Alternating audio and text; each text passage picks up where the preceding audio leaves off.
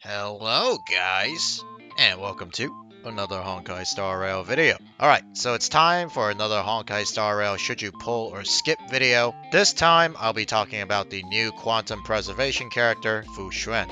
And as many of you might have already noticed, I've decided to switch back to a PowerPoint format. I figured that the information that I'll be providing you in this video would be easier presented in this way.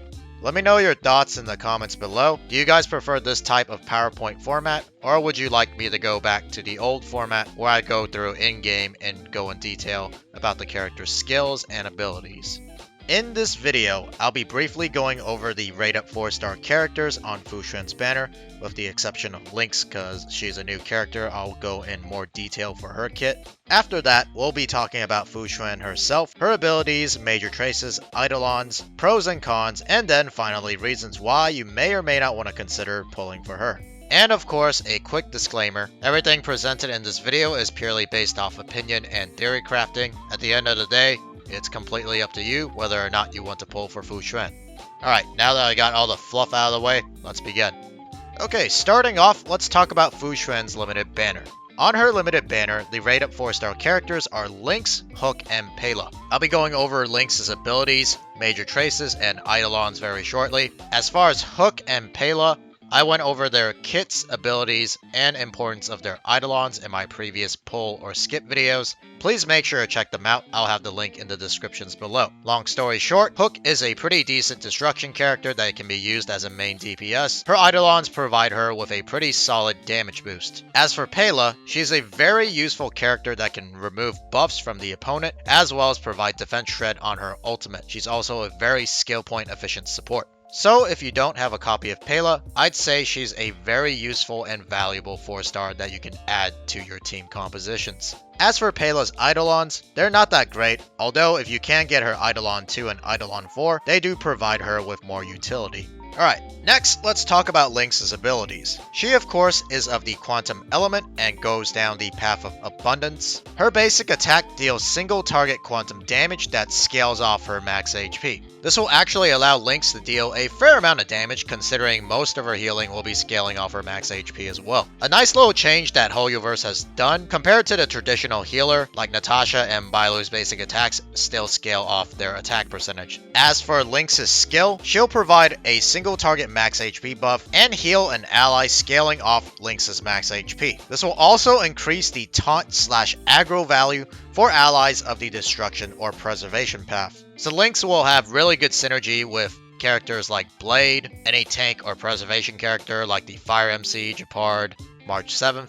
Oh, and she'll also have really good synergy with those who use Clara. Next, for Lynx's ultimate, it's going to cost 100 energy, which is fairly low for an ultimate. It's a team-wide heal that scales off Lynx's max HP and dispels 1 debuff from all allies. That is absolutely broken. Compared to Natasha, who has a dispel, but it's only for 1 ally. The fact that Lynx's ultimate only costs 100 like Bailu's ultimate, but it also dispels 1 debuff from all allies, makes it one of the best ultimates for a healer currently in the game. The only way I can see HoYoVerse balancing this out is providing Lynx with probably lower healing numbers compared to someone like Bailu or maybe Natasha. As for Lynx's talent, she'll apply continuous healing to allies when Lynx uses her skill or ultimate. This is going to scale off Lynx's max HP, and she'll further provide even more continuous healing if the ally has Lynx's max HP buff provided by her skill. And finally, for Lynx's technique, it'll grant the talent's continuous healing effect to all allies at the start of a battle. A pretty solid technique that you can stack with other techniques before you start a battle.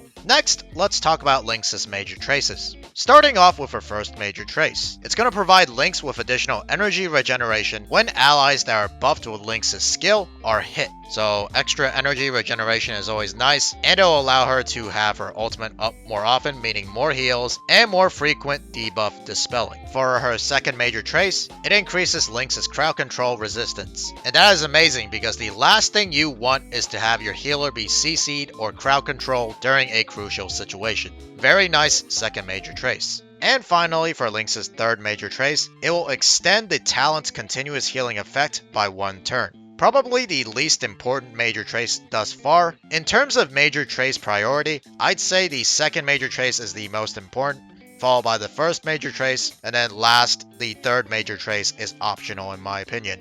Alright, now let's talk about Lynx's Eidolons. For her Eidolon 1, it increases Lynx's outgoing healing on low HP allies. Isn't this basically just Natasha's talent, if I remember correctly? It's nice to have, but not really essential. For her Eidolon 2, allies with Lynx's max HP buff from her skill can resist debuffs for one time. That is actually amazing. This Eidolon 2 is absolutely cracked. Not only does Lynx now have a dispel on her ultimate for all her allies, but she can even provide debuff immunity to an ally of her choice. For her Eidolon 3, her skill goes up by 2 levels and her basic attack by 1 level. And then for Lynx's Eidolon 4, she'll provide an additional attack buff for an ally that is buffed with Lynx's skill, and this attack buff will scale off Lynx's max HP. Not too bad. This Eidolon essentially turns Lynx into a Harmony character that can also provide additional attack buffs for your damage dealer. And finally, for Lynx's Eidolon 6, it'll increase the max HP buff on Lynx's skill, and on top of that, it'll add an effect resistance buff. Oh yeah, her Eidolon 6 is definitely strong. I'd say for Lynx's Eidolons, it'd be her Eidolon 2 and 6 that stand out the most.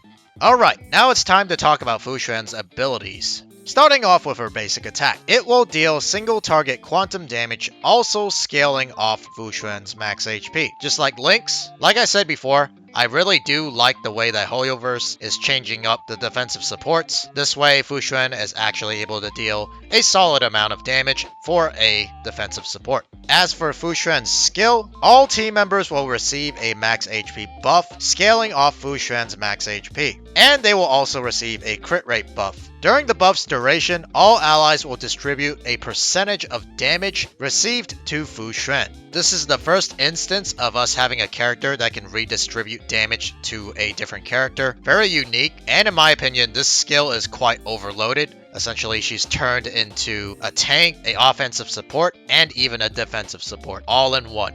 Moving on to her ultimate, it's going to cost 135 energy, quite a high energy cost, also a really weird number for some reason. And it's going to deal AoE quantum damage, scaling off Fu Xuan's max HP, and she'll also gain 1 trigger count for her talent, which I will go over very shortly. As for Fu Xuan's talent, she'll provide team-wide damage reduction as long as Fu Xuan is still active in the battle. When Fu Xuan drops to low HP, she uses a trigger count to self-heal. This won't work if she dies, obviously, or gets one-shotted. The trigger count can stack up to 2 times, and you start out the battle with 1 trigger count. This self-heal is what allows Fu Xuan to self-sustain when she takes the majority of the damage while tanking. And finally, for Fu Xuan's technique, it grants the team a overworld barrier to all allies. When you enter a battle with this barrier, it provides all allies with Fu Xuan's skill effect. So it's one of those techniques that you can stack along with other techniques. A very useful technique, especially for a defensive support.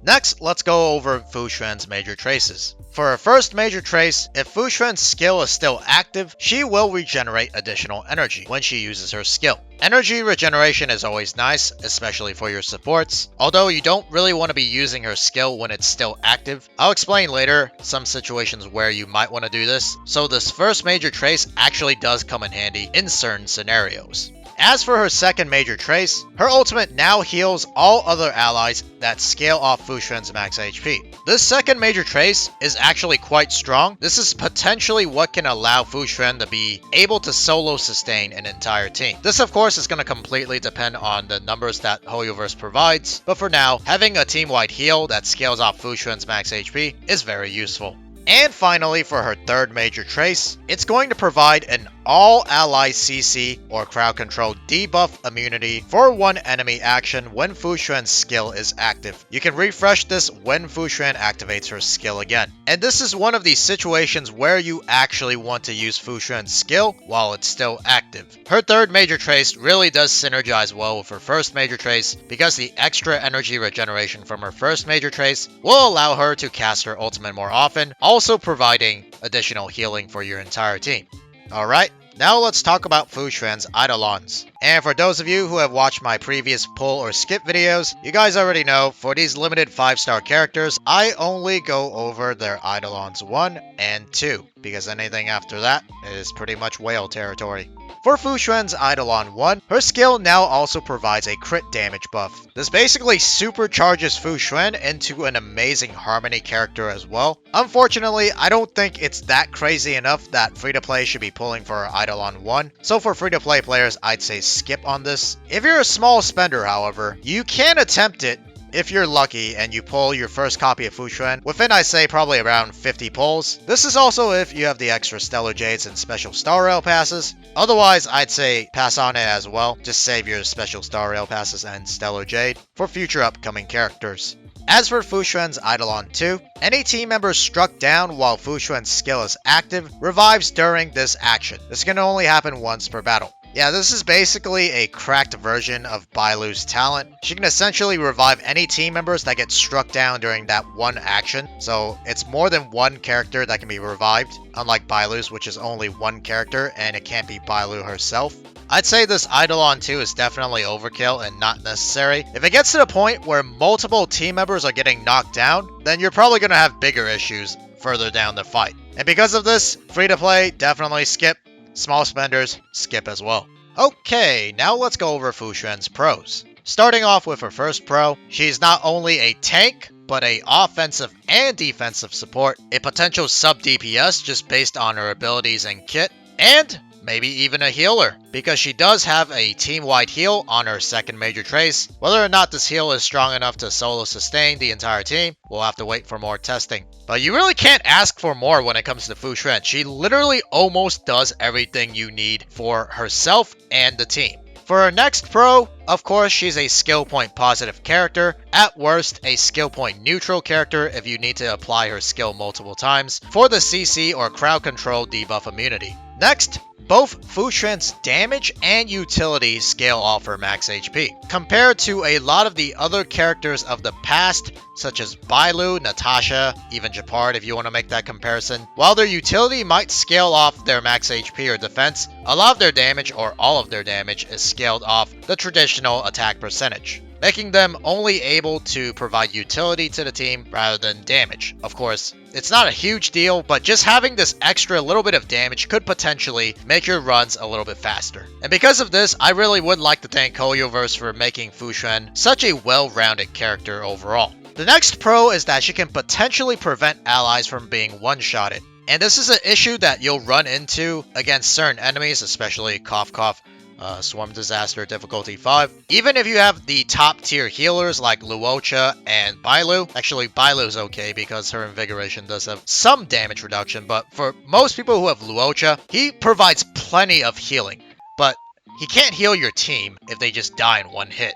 So that's the main issue that a lot of players that have Luocha are running into. This of course can be resolved with Fu Xuan, thanks to her having damage redistribution as well as damage reduction for the entire team. Her next pro is that she can provide conditional team-wide CC or crowd control debuff immunity for one particular action. And the reason why it's conditional is because, of course, she needs to have her skill active. And once that one action occurs, she'll have to reapply it with her skill again. But regardless, just having crowd control debuff immunity is such a valuable asset. And finally, because of all these pros, Fu Xuan is basically slottable into pretty much almost any team. There might be one or two rare instances where you find that a certain preservation or abundance character might fit that role better than Fu Xuan, but overall I'd say she's pretty flexible and you can pretty much bring her anywhere.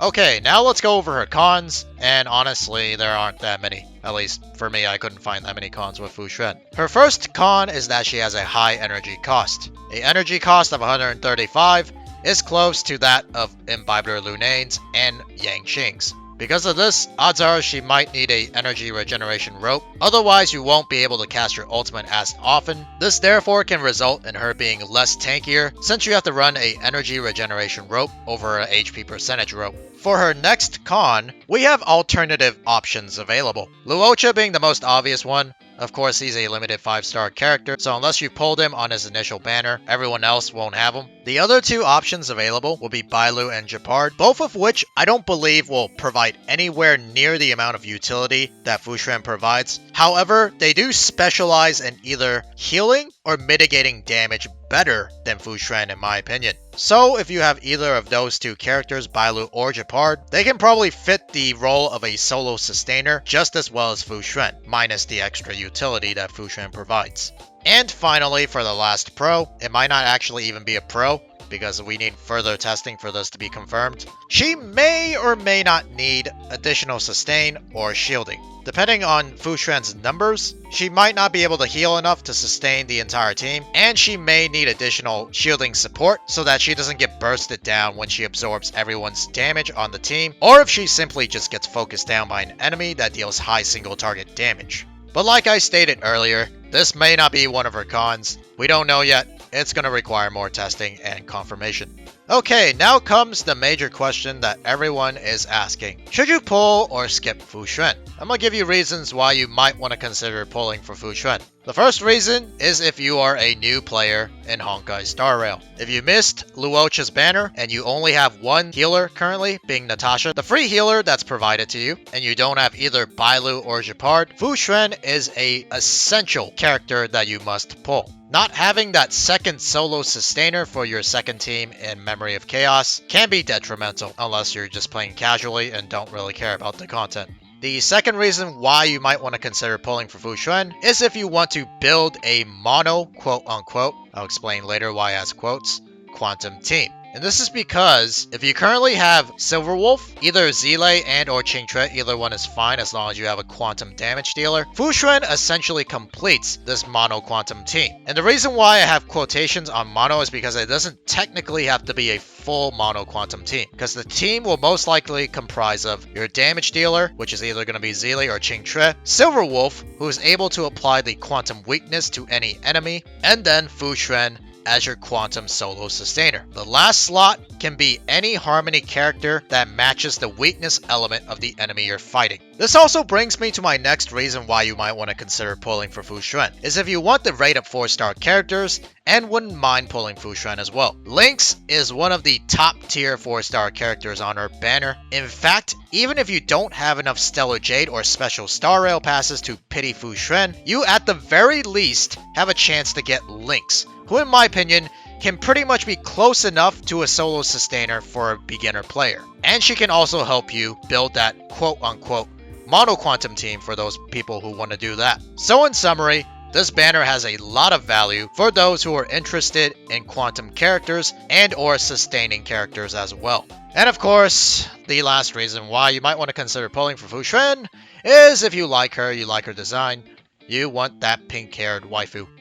Alright, now let's talk about the reasons why you may or may not want to consider skipping Fu Xuan. The first reason why you might want to consider skipping Fu Xuan is if you already have two solo sustainers, those being Luocha, Bailu, and Gepard. As mentioned before, while the latter two will not provide anywhere near the amount of utility that Fu Xuan can provide, they can still get the job done. And because of this, you may or may not want to save your Stellar Jade for other upcoming future 5-star characters that can provide different value for your teams. The next reason why you might want to consider skipping Fu Xuan is of course if you're not interested in mono quantum teams. A lot of Fu Xuan's value actually does come from the fact that she's a quantum element character. If you don't have any plans that involve building a team around the quantum element, then I say Fu Xuan is skippable. There will be other preservation and or abundance characters that can fill your team's slot. Alright, moving on to the next reason why you might want to skip Fu Xuan is if you plan on pulling for other future upcoming limited 5-star characters. Coming up in patch 1.4, we're going to have Jing Liu and Topaz, two potential damage dealers that you might want to pull for, then Fu Xuan is definitely skippable. And finally, for the last reason why you might want to consider skipping Fu Xuan is if you're limited on Special Star Rail passes and Stellar Jade. Then your only choice is to skip. Okay guys, well that's going to be it for this Honkai Star Rail video. If you have any questions, of course, please leave them in the comment section below. And also let me know, do you guys prefer the PowerPoint format or the previous format that I used to use for these pull or skip videos? And of course, if you found this video informative or helpful, please make sure to leave a like and subscribe. But other than that, I'll see you guys in the next Honkai Star Rail video. Peace.